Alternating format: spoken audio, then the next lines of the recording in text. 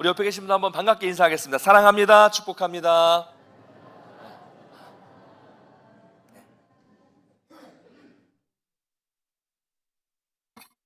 예, 새해가 이제 첫 주일인데요. 오늘 제목도 새로운 출발입니다.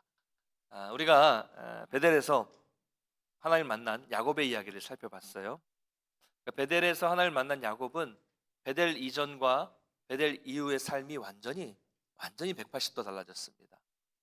처음에는 앞길이 막막했고 가는 길도 두렵고 또 먹을 것도 구하기 힘들었고 잘 것도 구하기도 힘들었던 순간, 그가 가장 자신 있던 그 야곱이 가장 낮아져 있을 때, 마음이 내려앉았을 때 베델에서 하나님이 찾아오셨습니다.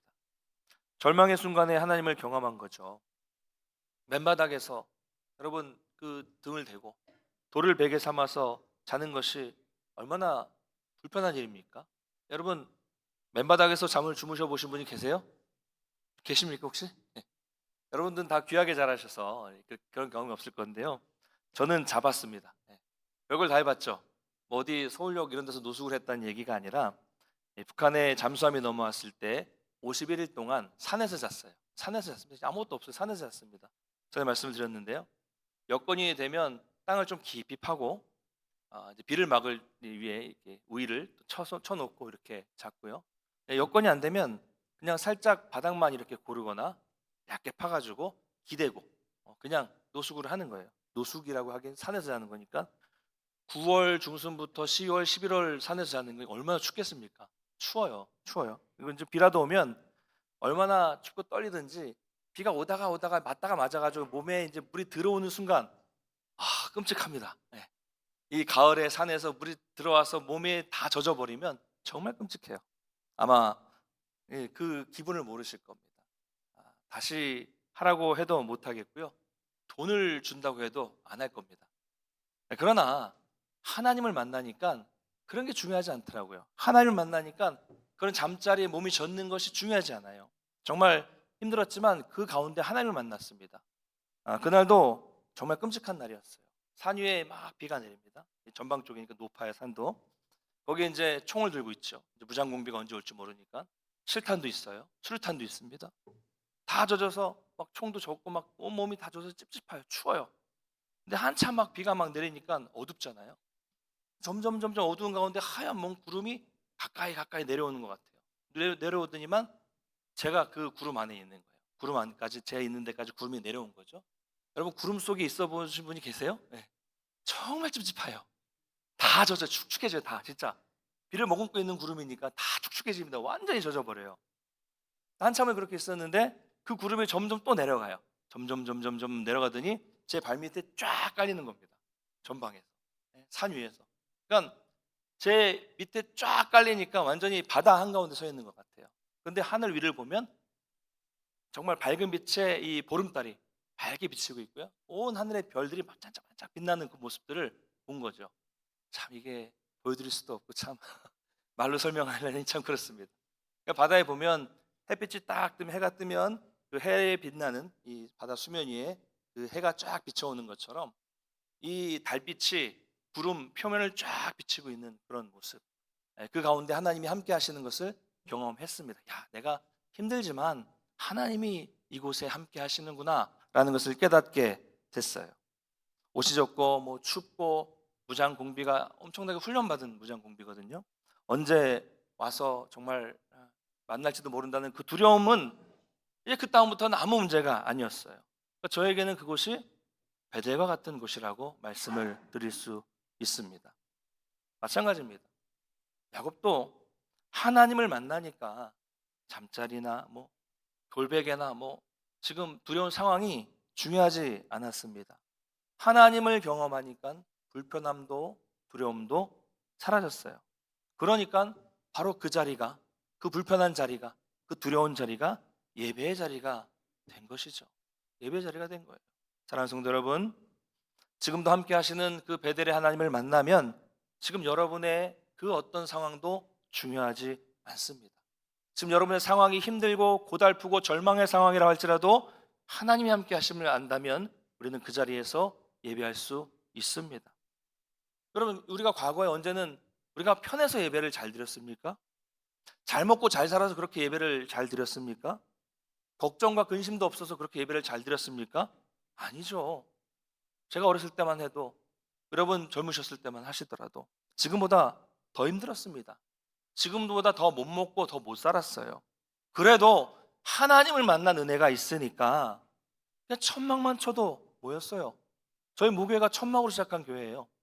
게다가 공동묘지 위에서 시작한 교회입니다. 그런 곳에, 끔찍한 곳에 천막을 쳐도 예배를 드리고요. 파다가 나중에 관들이 막 나오고 기도실 파다가 관이 막 2개가 있고 막 그랬어요. 그래도 그런 곳에 은혜가 있으니까 그런 곳에 모여서 예배를 드리고요. 제가 어렸을 때 기억하는 것도, 교육관이 제대로 없으니까 콘크리트를 깔았는데 콘크리트가 막 고르게 깔린 것도 아니고 막 자갈들이 막 이렇게 막 울퉁불퉁 튀어나와 있는 그런 바닥에서 방석 하나 깔고 무릎 꿇고 예배를 드렸고요. 마룻바닥에서 무릎 꿇고 예배를 드렸고, 냉난방이 어디 있습니까? 음향기기가 어떻게 좋을 수도 없죠. 찌직찌직거리고 막 시끄럽고, 그래도 그렇게 열심히 예배를 드렸습니다. 지금은 어떻습니까? 너무 따져요. 예배 환경이 어떠느니, 시설이 어떻고, 분위기가 어떻고. 근데 여러분, 우리가 언제 그런 거 따지고 예배를 드렸습니까? 지금은 훨씬 좋은 환경이지만 예배 잘 드리지 않잖아요. 여러분, 하나님을 만나게 되시기를 주님의 이름으로 축원합니다. 그래서 여러분의 삶의 자리가 어떤 자리든 간에 그 자리에서 예배하게 되시기를 간절히 소망합니다. 그래서 이제 야곱은 베델 이후로 완전히 새롭게 출발을 해요. 그래서 먼 길을 떠나서 드디어 하란에 도착하게 됩니다. 800km라고 했습니다. 한 달 이상 걸리는 길이에요. 자, 그런데 상황은 바뀌지 않았어요. 여전히 앞길은 막막합니다. 절망이에요. 뭐가 나올지 몰라요. 뒤는 애서가 있어요. 절망입니다. 그러나 상황은 바뀌지 않았지만 야곱이 바뀌었어요. 왜요? 보이지 않았던 하나님이 자기와 함께 하신다는 것을 깨달았기 때문입니다. 형이 자신을 죽이려고 하고 새로운 땅에서 새로운 사람을 만나게 된다는 것은 변함이 없었지만 이제는 두려움이 아니라 소망을 가지고 가게 된 것입니다. 여러분, 이것이 하나님을 만난 사람의 특징이에요. 두려움이 소망으로 바뀌게 되는 것이죠. 여러분, 우리도 이런 절망감과 고독함에 빠질 때가 있습니다. 꼭 지금이 그러한 때일 수도 있어요. 여러분, 그러면 우리가 어떻게 이런 고독함에서 헤어나올 수 있겠습니까? 스스로 안 돼요. 절망과 괴로움과 고독함 속에서 스스로 빠져나오려고 아무리 고민해봐야 더 절망에 빠질 수밖에 없는 거예요. 인간은 그렇습니다. 세상이 도와줄 수 없어요. 옆에 있는 사람이 도와줄 수 없습니다. 성도는 이럴 때가 더욱 하나님을 찾아야 된다는 것을 깨닫고, 하나님이 지금도 여전히 함께하고 계신다는 것을 결코 잊지 말아야 합니다. 절망의 순간에 하나님을 기억해야 돼요. 그럴 때 비록 내 상황은 바뀌지 않을지라도 절망에서 헤어나올 수 있는 것입니다. 우리가 베델의 하나님을 만나기만 한다면 같은 상황에서라도 인생의 의미가 바뀌게 되는 것입니다. 여러분, 베델의 하나님을 만나심으로써 여러분의 절망이 소망으로 바뀌고 눈물이 찬양으로 바뀌는 기적을 경험하게 되시기를 간절히 축복합니다. 그래서 야곱이 도착한 곳은 이제 하란의 마을의 우물가였어요. 그는 이 우물가에서 목자들이 양과 함께 쉬는 것을 발견하게 됩니다. 그러니까 물이 귀한 지역은 우물이 항상 사람이 모이는 그런 지역이죠. 사람이 많이 모이는 곳에서는 또 여러 정보를 얻을 수 있어요. 오늘날로 말하자면 핫플레이스, 이런 장소입니다. 우물이. 야곱은 그 목자들이 마침 하란에서 왔다는 소식을 듣고 하란에 사는 라반에 대해서 정보를 얻게 됩니다. 야곱이 안부를 묻자 목자들은 그가 잘 지내고 있다는 말로 화답을 합니다. 이 얘기를 들었을 때 야곱은 안심했을 거예요. 왜냐하면 지금 리브가가 그 집에서 떠나서 이제 야곱이 태어나서 온 게 지금 수십 년이 지났거든요. 예전에는 800km가 넘는 거리이기 때문에 이게 친척들이라고 해도 교류할 수가 없어요. 소식을 듣기도 쉽지 않습니다. 그런데 이제 수십 년 만에 그 리브가의 아들 이제 야곱이 왔으니 라반이 지금 살아 있다는 것만으로도, 잘 지내고 있다는 것만으로 안심이 됐을 거예요. 만약에 무슨 일이 생겼다 그러면 갈 곳이 없잖아요. 자, 그리고 이어서 추가적인 정보를 제공합니다. 마침 그 라반의 딸 라헬이 양떼를 몰고 온다는 것이죠. 여러분, 왠지 모든 일이 일사천리로 이루어지는 그런 느낌을 받으시죠? 그렇습니다. 하나님이 인도하시니까 마침 야곱이 도착했을 때 하란에서 온 목자들을 만나게 되고, 마침 또 라반의 딸 라헬이 양을 몰고 나오게 된 것입니다.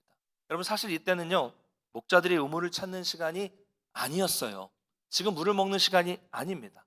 나중에 아까 이제 성경에 나오지만 여러 목자들이 다 모였을 때 그 우물 뚜껑을 열어서 같이 물을 마시게 되기 때문에 지금은 물 마시는 시간이 아닙니다.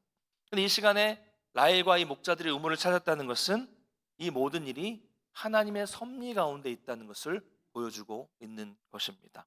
우리 9절부터 11절 한번 읽어보겠습니다. 9절, 10절, 11절 같이 읽겠습니다. 시작. 야곱이 그들과 말하는 동안에 라헬이 그의 아버지의 양과 함께 오니 그가 그의 양들을 치고 있었기 때문이더라. 야곱이 그의 외삼촌 라반의 딸 라헬과 그의 외삼촌의 양을 보고 나아가 우물 아귀에서 돌을 옮기고 외삼촌 라반의 양떼에게 물을 먹이고 그가 라헬에게 입 맞추고 소리내어 울며. 아멘. 자, 이렇게 야곱이 목자들과 이야기하는 바로 그때 마침 라헬이 나옵니다. 야곱은 라헬을 보자마자 재빠르게 행동합니다. 당시 우물은 보호하는 벽이나 울타리가 없었어요. 근데 우물은 이 물이 귀한 지역에 생명과도 같았기 때문에 보통 널쩍한 큰 바위로 우물을 덮어 놓습니다. 혼자 들 수 없어요. 두세 사람이 들 수 있는 돌로 덮어 놓는 거예요. 그런데 야곱은 라헬을 보자마자 갑자기 그 큰 돌을 혼자 막 옮기고 라헬의 양떼에게 막 물을 먹입니다. 누가 시키지도 않았는데 갑자기 초인적인 힘을 발휘해서 이 돌을 굴려버리고 양떼들에게 물을 먹이죠. 여러분, 야곱이 어떤 사람이었습니까? 야곱은 힘쓰는 사람이 아니라 머리 쓰는 사람이었잖아요. 집에서도 힘을 쓰는 게 아니라 늘 집 안에만 있었던 사람입니다. 여러분, 어떤 분들은 집에 있는 자녀들을 보면서 너무 걱정하시는 분들이 계십니다. 집에서 이 아이들이 하는 것을 보면, 야, 얘가 정말 밖에 나가서 세상에 나가서 제 역할이나 제대로 할 수 있을까? 막 이런 걱정을 하시는 분들이 계시죠. 근데 여러분, 걱정하지 마십시오. 야곱을 보세요. 네, 야곱을 보십시오. 갑자기 막 초인적인 힘으로 돌을 들어요. 때가 되면 합니다. 제가 이 말씀을 보면서, 야, 이런 강력한 힘이면 에서도 이길 수 있지 않을까, 막 이런 생각이 막 하기도 했었어요. 그러니까 집에만 있었던 야곱의 모습이 아니죠. 그러니까 때가 되면 야곱처럼 다 자기 역할을 하니까 자녀들 보면서 너무 걱정하지 마십시오. 여러분, 이것은요, 왜 이렇게 할 수 있었을까요? 라헬을 보면서 사랑의 힘이 생겨서 초인적인 힘을 발휘한 것입니까? 그렇게 말씀하시는 분도 있지만 라헬을 언제 봤다고 사랑합니까? 그건 아니고요. 이 모든 일에 지금 하나님이 함께하고 계신다는 것을 보여주고 있는 것입니다. 모든 일이 하나님의 섭리 안에서 지금 진행 중이다라는 것을 보여주고 있는 것이죠. 그렇게 양떼에게 물을 다 먹인 다음에 이제 라헬에게 가서 입을 맞춥니다. 그리고 너무 감격해서 막 엉엉 울어요. 막 울어요. 자, 여러분, 지금 순서가 바뀌었죠? 순서가 바뀌었습니다. 원래대로라면 먼저 가서 인사부터 해야 되죠. 내가 누구인지를 밝혀야 되는 겁니다. 그런데 지금 야곱의 입장에서는 그 먼 길을 왔는데 이제 라반의 딸 친족이 나오는 거예요.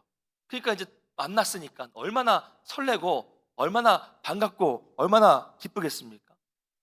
베델에서 만나주신 하나님께서 이렇게 자기를 여기까지 인도해 주셨다는 것을 경험하게 되니까 너무 기뻤어요. 너무 기뻐서 그냥 보자마자 막 달려가서 이런 일을 하게 된 것입니다. 자, 이것은 어디까지나 야곱의 입장이고요. 그러면 여러분, 라헬의 입장은 어떨까요? 라헬의 입장은 어땠을까요? 아니, 그냥 평소처럼 양을 치다가 물을 먹이러 왔는데 웬 처음 본 시커먼 먼지를 덮어쓴 남자가 오더니 초인적인 힘으로 그 혼자 들 수 없는 바위를 막 굴려버리더니 자기 양떼에게 막 물을 먹입니다. 부탁도 안 했는데. 이상해도 뭐 자기 양 돌봐주는 거니까 뭐 선의를 베푸나 보다 그러려니 했는데 갑자기 오더니 입을 맞춰요. 그러더니 막 또 뭐예요? 엉엉 울어요. 얼마나 황당했을까요? 얼마나 놀랐겠습니까? 누가 봐도 이상한 행동이에요. 누가 봐도 이상한 사람이죠. 야곱은 자기 소개도 안 했습니다. 여러분, 요즘에 이렇게 행동하면 큰일 납니다. 야곱이 이랬다고 성경에 나온 야곱처럼 나도 이렇게 한번 해야겠다 하면 큰일 납니다. 특별히 남성분들은 절대로 따라하시면 안 되고 여성분들도 안 돼요. 요즘 아이들은 유치원 때부터 교육받죠. 누가 자기를 만지거나 따라오라고 하면 뭐라고 해요? 싫어요, 안 돼요, 도와주세요, 이렇게 소리를 치라고 배워요. 그래서 제 아이도 맨날 싫어요, 안 돼요, 도와주세요, 이렇게 장난처럼 이렇게 하고 다니는데 절대로 여러분 야곱을 따라 하시면 안 됩니다. 예. 그럼 왜 이렇게 한 겁니까? 우리는 이제 이 시대와 다른 당시의 풍습을 이해할 필요가 있어요.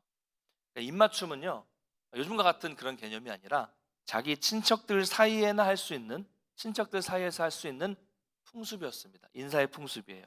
그러니까 야곱은 라헬에게 입을 맞췄다는 것은 친족이란 얘기예요.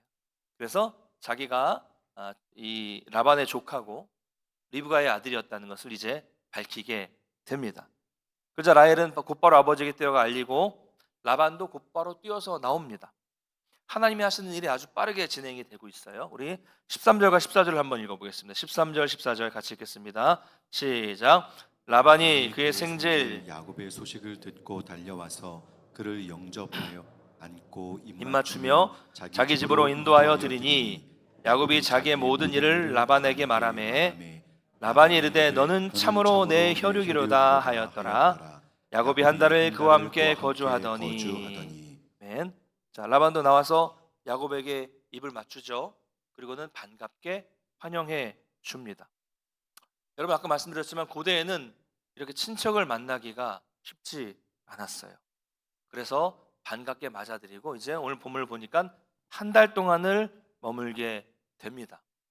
근데 여러분 아무리 반가워도 한 달은 어떻습니까? 한 달을 우리 집에 거한다 누가? 길어요. 그렇죠. 좀 길어요.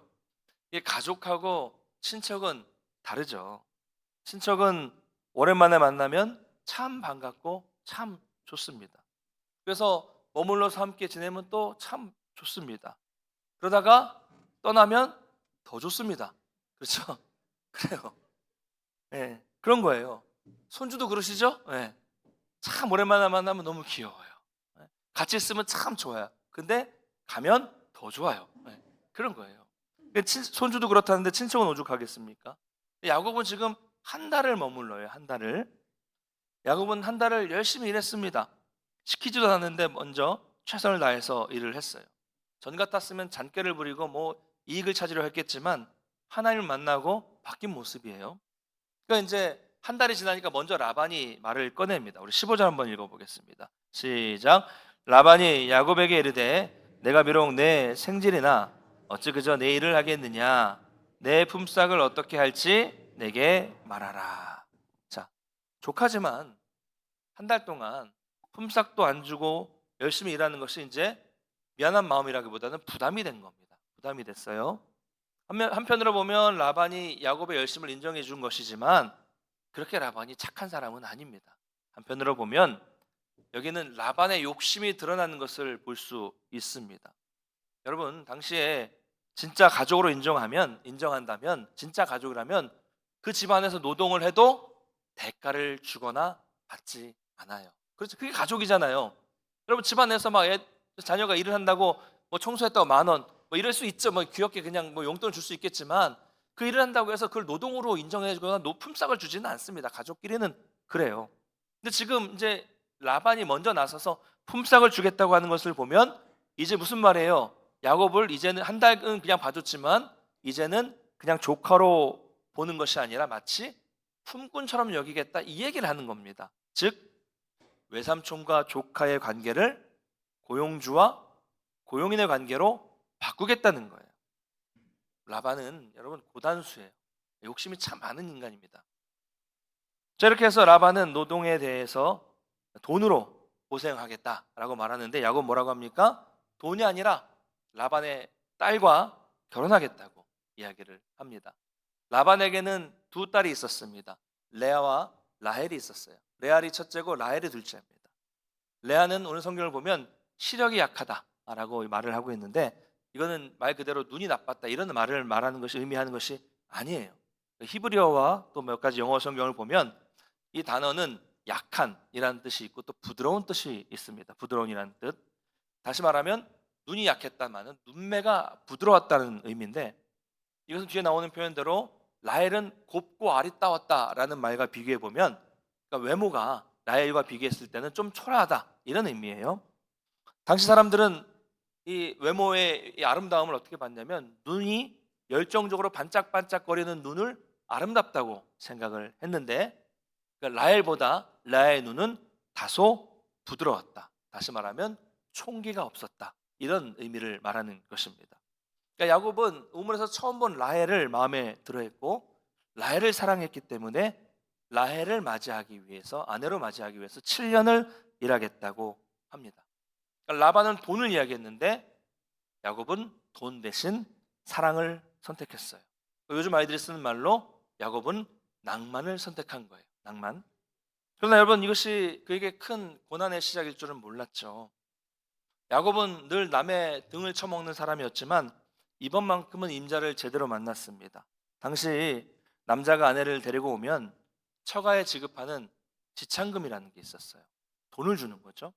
그러니까 이게 이 전통이 오늘날에는 왜 이런 관습이 있었는지 이해하기가 어려울 겁니다. 저도 처음에는 이해하기가 어려웠어요. 왜냐하면 마치 아내를 돈을 주고 물건처럼 사오는 것처럼 느껴지잖아요. 그렇기 때문에 오해할 수 있습니다. 그러나 여러분, 당시에는 이 한 가정에 있는 자녀들은 다 노동력이었어요. 아들도 딸도 다 노동력이었습니다. 사람이 인구가 많지 않았잖아요. 다 노동력이에요. 그래서 아들이 없으면 딸이 양을 먹이는 거죠. 그래서 라헬이 한 겁니다. 왜냐하면 이 라반에게는 딸만 있었기 때문에 딸들이 또 노동력으로 일을 하는 겁니다. 그런 집안의 결혼을 통해서 딸을 데려가면 어떻게 됩니까? 한 사람의 노동력이 그 집안에 사라지는 거예요. 이건 엄청난 큰 손해입니다. 그래서 그에 대한 대가로 많은 지참금을 지급하는 거예요. 노동력을 가져가기 때문에. 또한 이 돈은 일종의 보증금 역할도 했습니다. 만약 결혼을 했는데 남편이 죽으면 혹은 남편이 버리면 이런 일이 있거든요. 그러면 그 고대에 여성 혼자 어떻게 살아갈 수 있겠습니까? 이 돈은 홀로 남은 여인의 생계를 위한 자금이 되는 것이죠. 그래서 혹시 모를 나중에 일을 위해서 처가에 주는 것이 지참금입니다. 문제는 뭐냐면 야곱이 7년 동안 일하겠다는 것, 돈 대신 7년 동안 일하겠다고 하는 이 지참금이잖아요. 이것은 당시 시사보다도 훨씬 많았다는 점이에요. 7년이라는 시간은, 다시 말하면 7년 동안 그 집안에서 품꾼으로 일한다는 것은 다른 사람보다 2배를 더 지참금을 주는 것과 같습니다. 2배 이상이죠. 그러니까 라반은 말은 그럴듯하게 하는 것 같지만 사실 다른 사람에게 라헬을 보내면 이만큼의 지참금을 받기는 어려워요. 그래서 흔쾌히 허락하는 것입니다.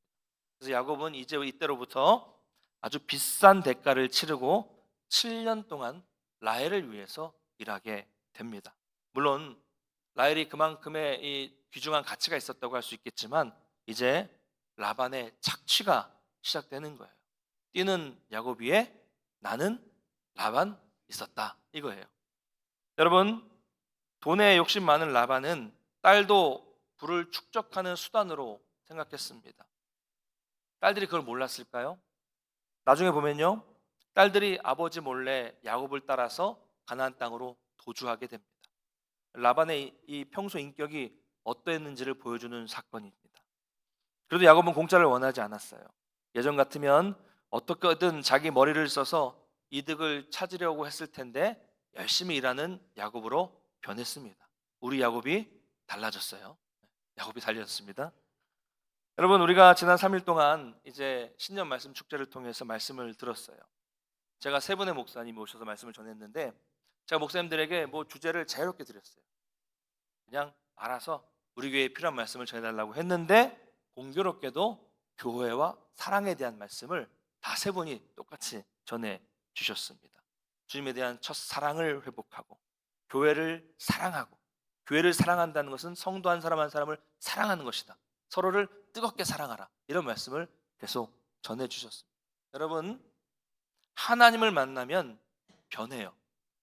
또 하나는요, 사랑을 하면 변합니다. 그렇죠?